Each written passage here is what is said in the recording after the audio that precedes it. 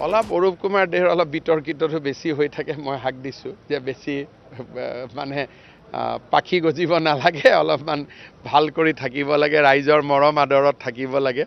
কাৰণ ৰাজনীতি কৰা মানুহ যেতিয়া ৰাইজৰ পৰা আঁতৰি যায় তেতিয়া তাৰ ভেলু নোহোৱা হৈ যায় সেইকাৰণে অৰূপ দেক মই গুৱাহাটীত মাতি আনি বুজাই দিছোঁ যে আগত যেনেকৈ ৰাইজে ভাল পাইছিল এতিয়াও যাতে ৰাইজে ভাল পাই থাকে ব্লাড ডোনেশ্যনৰ কাম কৰিব লাগে গছ পুলি ৰুব লাগে দুখীয়া মানুহক সেৱা কৰিব লাগে বিতৰ্কৰ পৰা দূৰত থাকিব লাগে কিছুমান বিতৰ্ক বনি যায়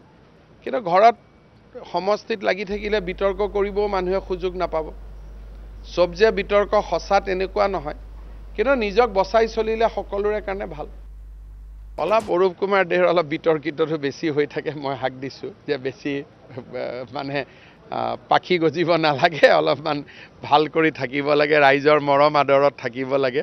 কাৰণ ৰাজনীতি কৰা মানুহ যেতিয়া ৰাইজৰ পৰা আঁতৰি যায় তেতিয়া তাৰ ভেলু নোহোৱা হৈ যায় সেইকাৰণে অৰূপ দেক মই গুৱাহাটীত মাতি আনি বুজাই দিছোঁ যে আগত যেনেকৈ ৰাইজে ভাল পাইছিল এতিয়াও যাতে ৰাইজে ভাল পাই থাকে ব্লাড ডোনেশ্যনৰ কাম কৰিব লাগে গছ পুলি ৰুব লাগে দুখীয়া মানুহক সেৱা কৰিব লাগে বিতৰ্কৰ পৰা দূৰত থাকিব লাগে কিছুমান বিতৰ্ক বনি যায়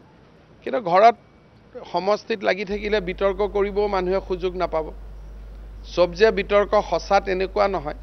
কিন্তু নিজক বচাই চলিলে সকলোৰে কাৰণে ভাল